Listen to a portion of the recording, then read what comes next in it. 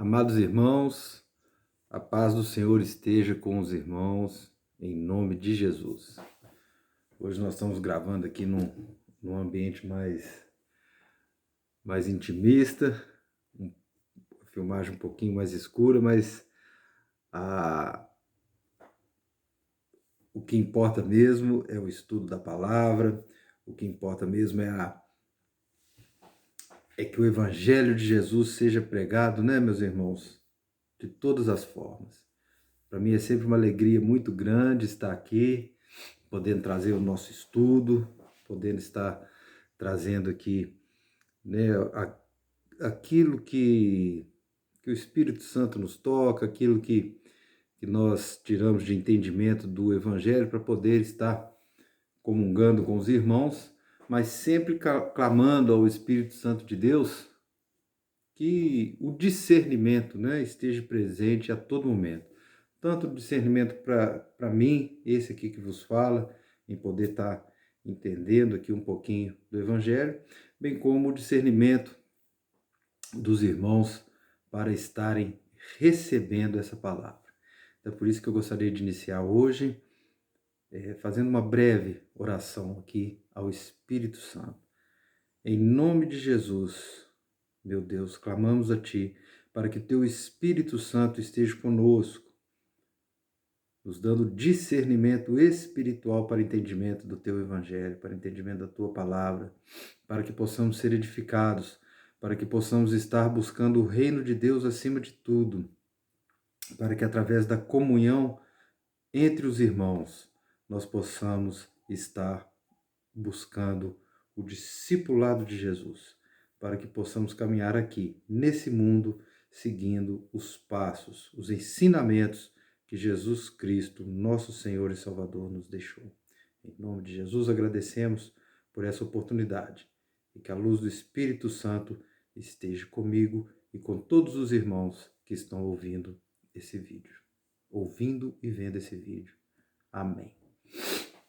Então, meus irmãos, vamos hoje mais uma vez continuar com os nossos estudos das parábolas de Jesus, né? A última vez que eu estive aqui eu dei um breve intervalo para poder estar falando de outro tema do Evangelho, né? Naquela oportunidade eu falei sobre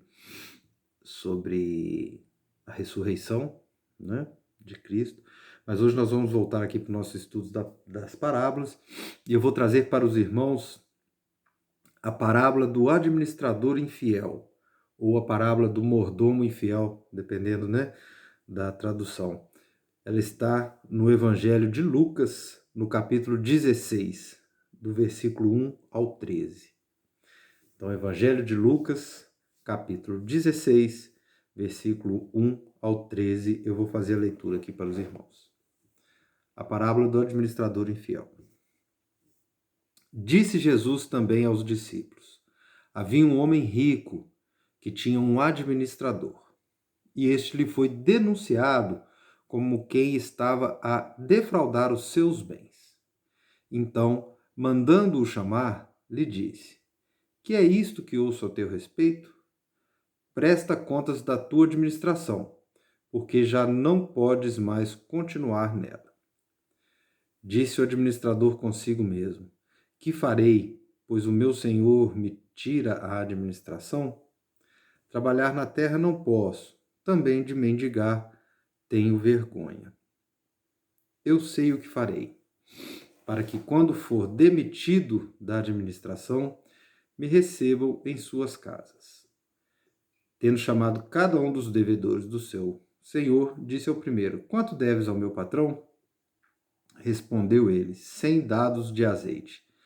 Então disse: toma a tua conta, assenta-te depressa e escreve 50. Depois perguntou ao outro: tu, quanto deves? Respondeu ele: 100 coros de trigo. Disse: toma a tua conta e escreve 80. E elogiou o Senhor, o administrador infiel, porque se houvera atiladamente, porque os filhos do mundo são mais hábeis na sua própria geração do que os filhos da luz. E eu vos recomendo, das riquezas de origem iníqua, fazei amigos, para que quando aquelas vos faltarem, esses amigos vos recebam nos tabernáculos eternos. Quem é fiel no pouco, também é fiel no muito, e quem é injusto no pouco, também é injusto no muito. Se, pois, não vos tornastes fiéis na aplicação das riquezas de origem justa, quem vos confiará a verdadeira riqueza? Se não vos tornastes fiéis na aplicação do alheio, quem vos dará o que é vosso?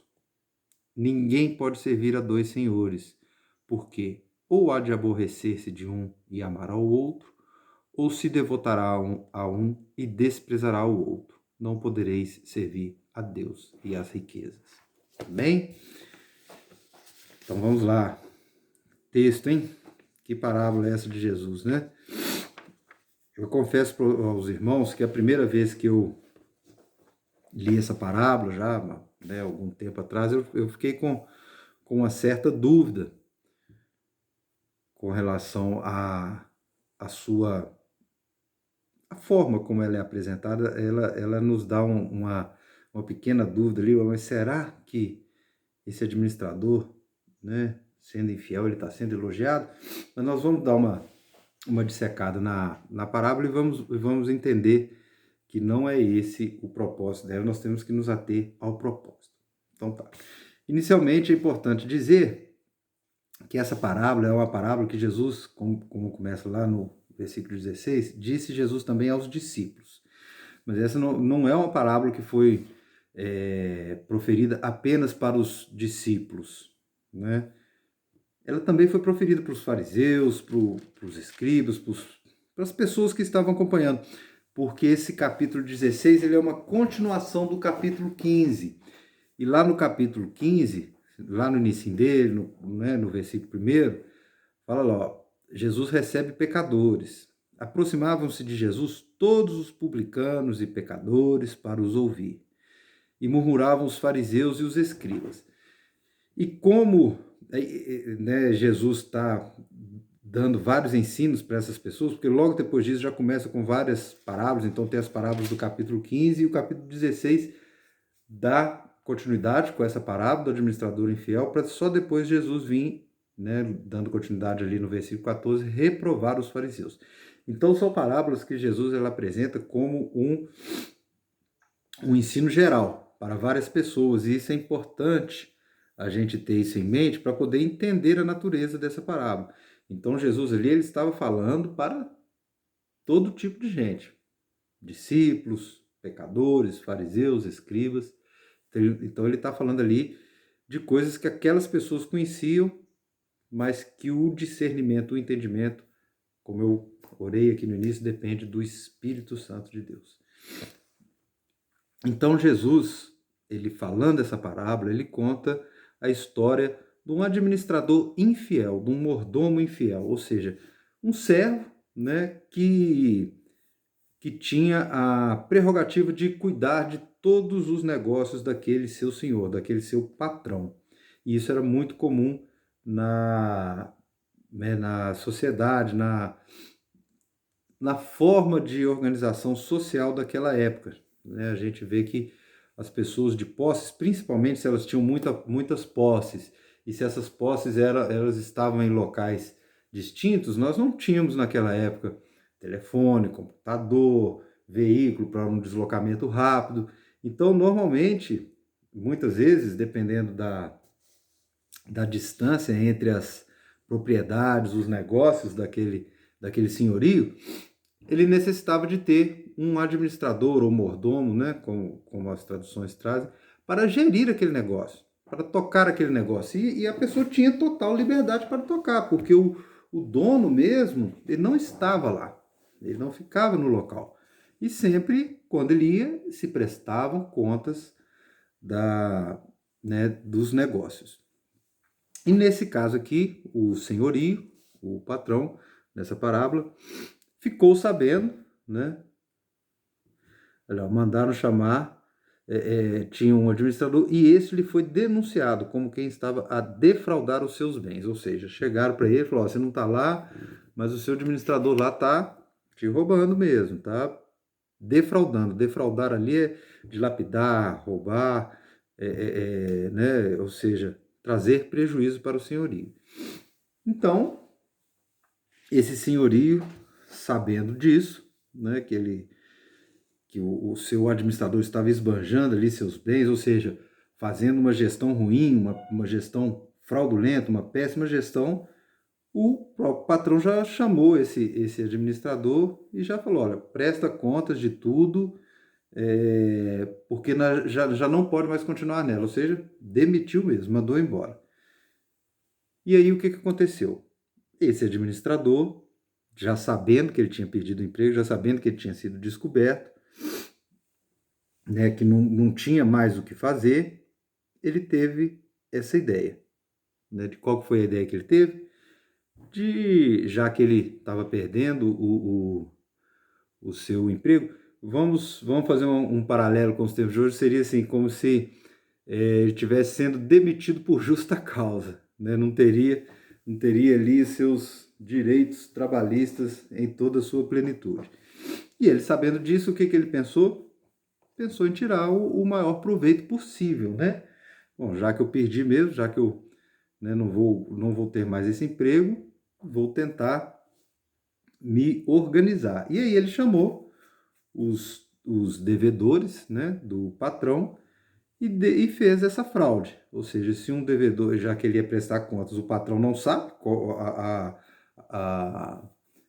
os detalhes, né, dos negócios que foram realizados, ele foi e defraudou. Ou seja, se uma pessoa devia 100, ele falava, então eu vou fazer o documento aqui, você não deve 100 mais, você deve 50.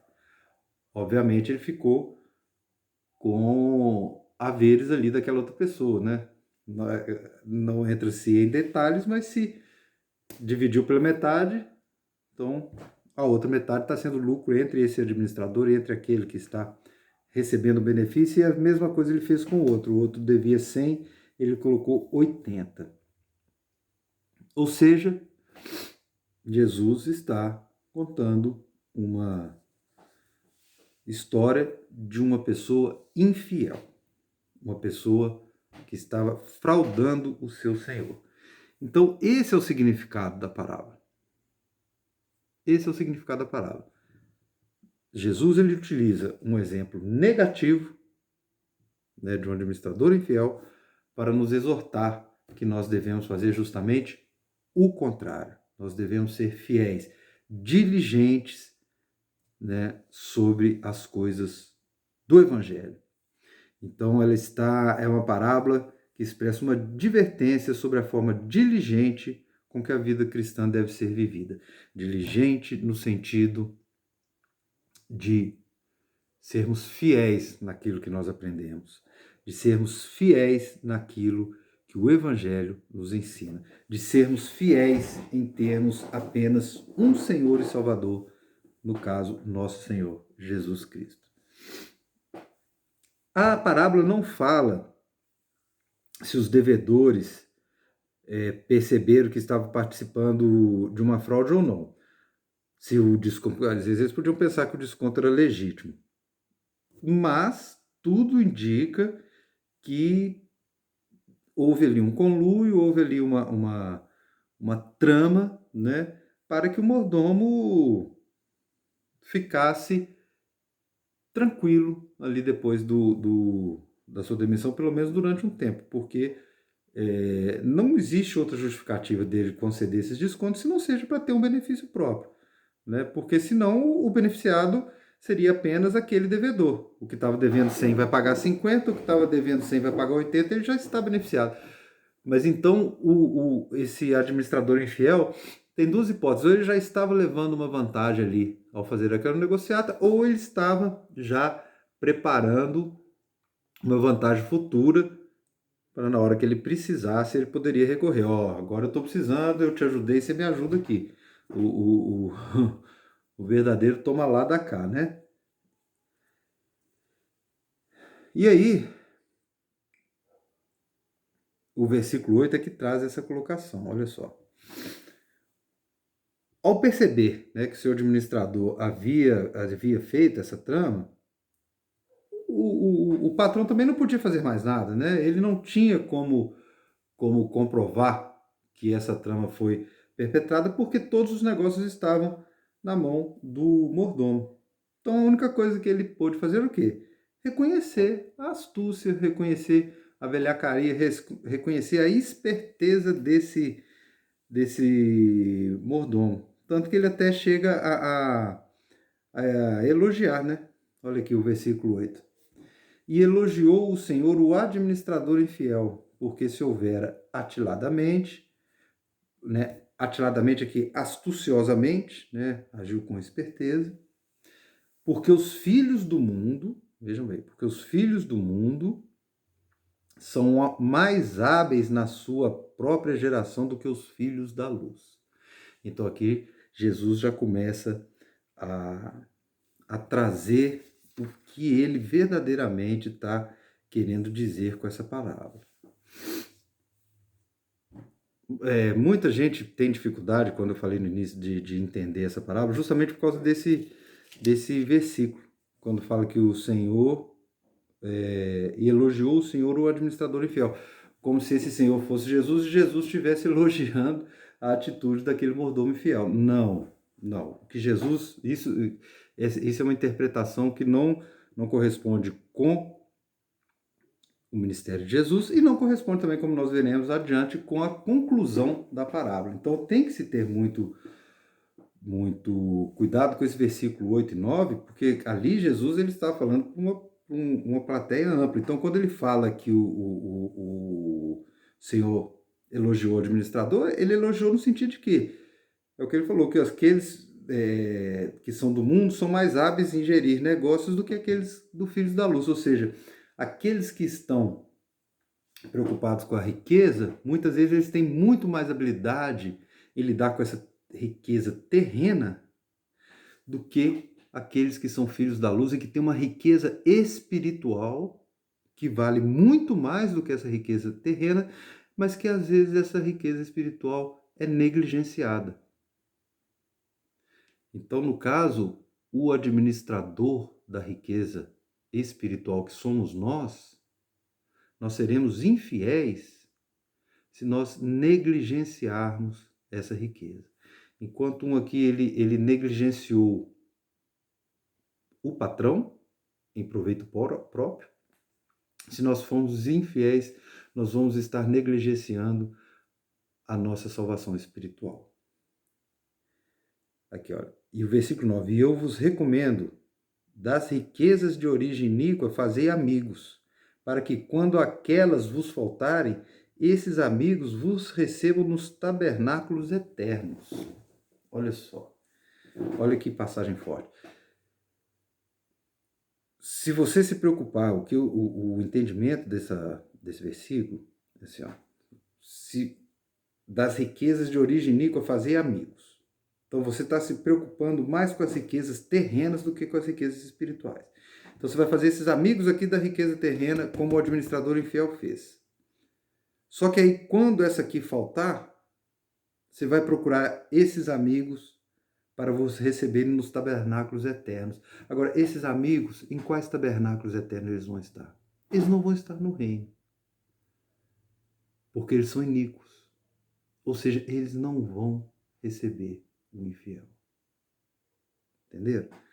Então, essa é a grande mensagem dessa parábola.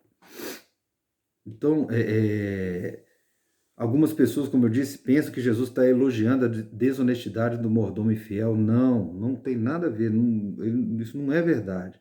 Jesus não aprova ou elogia o comportamento fraudulento. Muito menos ele incentiva seus seguidores a agir dessa forma desonesta. Isso vai ficar claro agora na leitura que nós vamos fazer do versículo 10 ao 13. Jesus repreende o comportamento que gera desconfiança e exorta acerca do mau uso das riquezas. A mensagem da parábola ela enfoca a astúcia do mordomo infiel.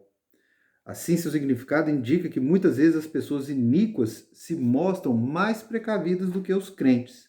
Exatamente isso que Jesus adverte em suas parábolas que concluem essa parábola. Se até mesmo os iníquos sabem ser providentes, mesmo usando de formas desonestas e egoístas, visando apenas recursos materiais, riquezas desse mundo, né, os cristãos não devem ser menos diligentes do que isso. Né? Porque nós estamos recebendo tesouros eternos, riquezas eternas, como nós já tivemos oportunidade de falar várias vezes aqui nos ensinamentos de Jesus, né? Não acumulei riquezas desse mundo, nossa, das riquezas enterradas, escondidas, a da pérola, várias parábolas abordam esse assunto. Dessa aqui, Jesus ele foi um pouco mais profundo no ensinamento, porque aqui ele estava tratando ali com pessoas que tinham essa natureza, né, de buscar levar vantagem. Então, em outras palavras, muitas vezes os ímpios tratam com mais sagacidade e diligência seus assuntos terrenos do que os cristãos tratam suas questões que envolvem a salvação eterna. Então, esse é o grande ensinamento de Jesus. Né? Nós não devemos ser infiéis, ao contrário, nós devemos ser fiéis, mas as nossas riquezas espirituais, olha o versículo 10, quem é fiel no pouco, também é fiel no muito, e quem é injusto no pouco, também é injusto no muito. Então nós devemos ser fiéis, justos, no pouco, no muito. Se, pois, não vos tornastes fiéis na aplicação das riquezas de origem injusta, quem vos confiará a verdadeira riqueza? Se não vos tornastes fiéis na aplicação do alheio, quem vos dará o que é vosso? Ninguém pode servir a dois senhores, porque há de aborrecer-se de um e amar ao outro, ou se devotará a um e desprezará o outro.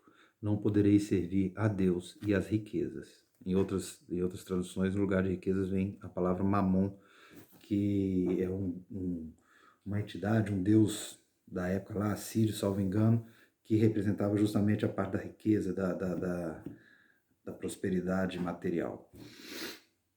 Então, essa conclusão é muito clara. Jesus ele tá nos ensinando, nos exortando a sermos fiéis no muito, porque o que nós recebemos, a salvação, a misericórdia, a forma como Deus nos resgatou, isso espiritualmente é muito. Então nós devemos ter uma fidelidade indubitável. Nós devemos ser muito fiéis e não nos deixarmos distrair pelas coisas deste mundo, porque nós não podemos servir a dois senhores, ou serviremos aquele da natureza espiritual ou aquele da natureza material. Então o cristão não pode agir de maneira egoísta e soberba. Ele não pode cair na armadilha da avareza.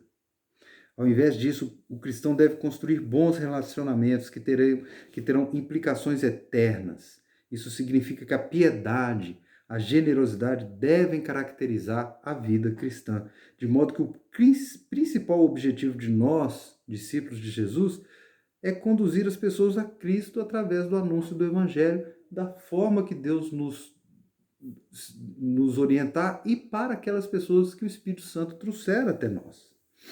Como administradores fiéis, os cristãos devem usar todos os recursos que lhe foram confiados por Deus, não com propósitos egoístas, mas em prol da causa do reino de Deus e das verdadeiras riquezas espirituais. Aqueles que forem alcançados pela pregação do Evangelho, né, impulsionados pela boa mordomia cristã, ou seja, impulsionados por outros, né, que nos trouxeram esse Evangelho, poderão se tornar amigos e darão boas-vindas aos cristãos no reino espiritual, ou seja, naqueles que puderem compartilhar conosco, né, dessas riquezas espirituais. Então, meus irmãos, nós não podemos cair na armadilha de Mamon. Cair na armadilha de que depois de recebermos a salvação, depois de reconhecermos Jesus como nosso Senhor e Salvador, não sermos fiéis naquilo que nos foi dado. E ser infiel, nesse caso, é começar a deixar de lado as coisas espirituais e preocuparmos tão somente ou dando uma direção muito enfática apenas para as coisas deste mundo. Isso é ser infiel. Isso é ser um administrador infiel com as coisas do reino. Então nós devemos ser fiéis, nós devemos estar sempre buscando uma vida no Evangelho, que é aquilo que Jesus nos ensina, amar a Deus acima de todas as coisas, através da oração, através do estudo da palavra, amar ao próximo como a si mesmo, através da piedade, através de termos uma vida abnegada. Abnegada não no ponto de vista que devemos abandonar a tudo para seguir a Cristo, não. Abnegada no sentido de nos compadecermos com a situação de outras pessoas e através do que nós aprendemos, termos a diligência, sermos fiéis, sermos diligentes, sermos um administrador diligente do Evangelho e levar a mensagem de Cristo para essas pessoas, levar a mensagem do reino de Deus, que o reino de Deus ele está próximo e que nós, como pessoas, como seres humanos, pecadores, nós carecemos do arrependimento, para que através do arrependimento possamos receber a graça e a misericórdia de Deus e através do sangue de Jesus derramado na cruz do Calvário sermos remidos dos nossos pecados. Essa é a mensagem que o administrador diligente do Evangelho deve levar àquelas pessoas que, por misericórdia, o Espírito Santo coloque em nossos caminhos. Então, que sejamos, meus irmãos, administradores fiéis e que possamos compreender essa palavra, para não cairmos no engano de achar que a velhacaria, que a esperteza, ela estava sendo elogiada aqui como muita gente que não tem a oportunidade de estudar ou de ter uma base interpretativa, uma base hermenêutica, acaba caindo no engano. E nós sabemos que o inimigo ele é mestre em enganar, né? Então não. Jesus em maneira nenhuma elogiou o administrador infiel. O Senhor aqui que o elogiou, que reconheceu a sua astúcia, foi o seu senhor terreno, aquele o dono das riquezas. Ele falou, o cara foi esperto mesmo, me deu tudo bem aqui, mas não tem como negar que ele foi muito esperto. Agora, no reino espiritual não tem esperteza, meus irmãos. No reino espiritual é apenas a fidelidade, é apenas o correto entendimento e, acima de tudo, a fé.